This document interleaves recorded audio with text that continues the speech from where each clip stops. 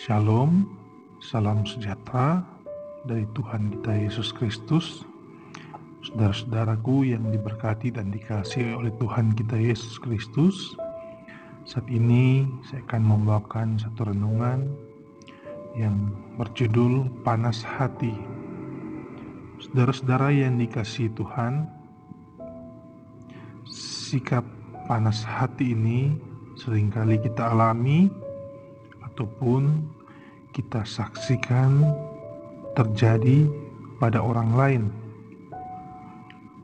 Tentunya sikap panas hati ini dapat timbul atau dipicu oleh kebencian, rasa dendam, iri hati, ataupun hal-hal yang lain yang membuat kita marah dan emosi.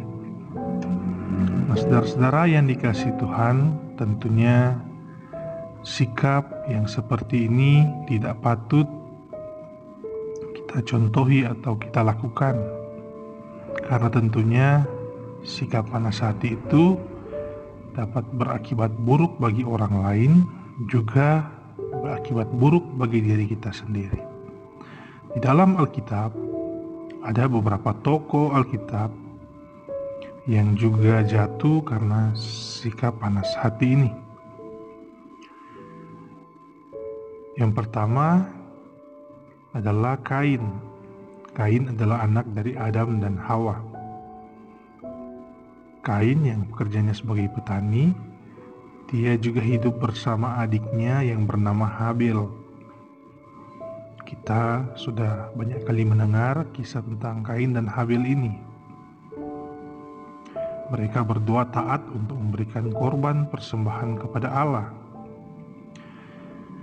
Kain mempersembahkan sebagian dari hasil tanah kepada Tuhan sebagai korban persembahan, sedangkan persembahan Habil berupa hasil anak sulung kambing domba. Dalam kitab Kejadian 4 ayat 5 mencatat, tetapi Kain dan korban persembahannya tidak diindahkannya, lalu hati Kain menjadi sangat panas dan mukanya muram. Tentunya hal inilah yang memicu Kain untuk menjadi panas hati terhadap adiknya Habil, karena persembahannya tidak diterima oleh Tuhan. Sehingga seperti dalam Kejadian 4 ayat 8, suatu saat ketika kata Kain kepada Habil adiknya, "Marilah kita pergi ke padang." Ketika mereka di padang, tiba-tiba Kain memukul Habil adiknya itu, lalu membunuhnya. Karena sikap panas hati Kain, sehingga dia pun membunuh adiknya Habil. Nah, ini adalah kasus pembunuhan pertama yang terjadi di dunia ini. Contoh yang kedua adalah Raja Saul. Saul adalah seorang raja pertama di Israel dan raja yang memang diangkat oleh bangsa Israel. Karena Saul dianggap sebagai seorang pahlawan, dia banyak dipuji oleh rakyatnya. Tetapi suatu saat muncullah seorang anak muda yang bernama Daud. Daud merupakan anak muda yang sangat berani dan takut akan Tuhan. Setelah Daud membunuh Goliat, raksasa dari Filistin itu, maka namanya pun mulai dibicarakan oleh orang Israel. Daud memiliki banyak sekali kelebihan, antara lain ketika dia maju berperang, dia selalu menang, sehingga rakyatnya pun sangat memuji Daud. Dalam kitab 1 Samuel 18 ayat 7-8, Saul mengalahkan beribu-ribu musuh, tetapi Daud berlaksa-laksa. Lalu bangkitlah amarah Saul dengan sangat, dan perkataan itu menyebalkan hatinya, sebab pikirnya, kepada Daud diperhitungkan mereka berlaksa-laksa, tetapi kepadaku diperhitungkannya beribu-ribu. Akhirnya jabatan raja itu pun jatuh kepadanya. Nah, saudara-saudara, kecemburuan Saul kepada Daud ini yang memicu dia untuk panas hati, sehingga Saul memerintahkan seluruh anak buahnya untuk mencari dan membunuh Daud. Karena sikap panas hati Saul ini, sehingga Saul pun akhirnya harus mati di medan perang, sedangkan Daud menggantikannya menjadi seorang raja. Ada contoh juga yang berikutnya, yaitu Herodes. Herodes ini menjadi panas hati ketika mendengar berita bahwa telah lahir raja orang Yahudi di Bethlehem. Tentunya sebagai seorang raja, dia merasa tersaingi dengan kehadiran raja tersebut, sehingga Herodes pun panas hati dan dia memerintahkan untuk membunuh semua anak di Bethlehem, yaitu anak-anak yang berumur 2 tahun ke bawah, sesuai dengan waktu yang ditetapkannya. Nah, saudara-saudara yang dikasihi Tuhan, dalam Matius 2 ayat 16, ketika Herodes tahu bahwa ia telah diperdayakan oleh orang-orang Majus itu, ia sangat marah. Lalu ia menyuruh membunuh semua anak di Bethlehem dan sekitarnya, yaitu anak-anak yang berumur 2 tahun ke bawah, sesuai dengan waktu yang dapat diketahuinya dari orang-orang Majus itu. Inilah contoh-contoh tokoh dalam Alkitab yang jatuh karena sikap panas hatinya.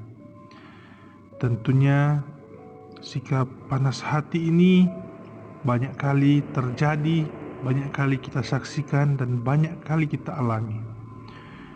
Dalam kitab Mazmur dikatakan bahwa sikap panas hati ini ibarat sebuah kota yang telah roboh temboknya. Artinya pertahanan dari kota tersebut telah roboh, dan jika pertahanan telah roboh, maka serangan musuh akan cepat untuk masuk ke kota tersebut. Saudara-saudara yang dikasihi Tuhan, tentunya kita harus mempelajari cara-cara agar kita terhindar dari dosa panas hati. Yang pertama, kita harus mengucap syukur dalam segala keadaan. Mengucap syukur dalam segala keadaan dapat menghindari sikap iri hati dan panas hati. Panas hati apabila melihat keberhasilan orang lain, melihat orang lain sukses dalam pendidikan, pekerjaan. Tentunya kalau kita mengucap syukur, kita akan dihindarkan dari rasa iri hati yang memicu panas hati, sehingga kita tidak akan iri melihat orang lain berhasil. Yang kedua, kita harus meminta Roh Kudus untuk terus menjaga hati kita, supaya jangan timbul akar pahit, termasuk panas hati. Biarlah hati kita didamaikan oleh Tuhan, diberikan karunia penguasaan diri, sehingga terhindar dari kejahatan lainnya akibat panas hati. Yang ketiga, kita tetap rajin belajar dari firman Tuhan dalam Alkitab. Sebab dengan membaca Alkitab, kita diingatkan agar kita tidak berbuat hal-hal yang dibenci oleh Tuhan. Setiap ayat-ayat yang kita baca menjadi peringatan, dan peringatan inilah yang mengingatkan kita apakah perjalanan hidup kita sudah melenceng dari firman Tuhan.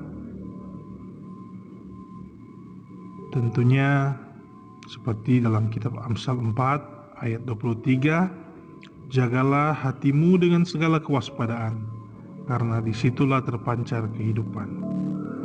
Maka kita harus senantiasa menjaga hati ini, sehingga terhindar dari dosa yang dapat membawa kita pada berbagai-bagai kejahatan. Panas hati selain merugikan orang lain, juga merugikan diri kita sendiri. Jadi hindarilah panas hati.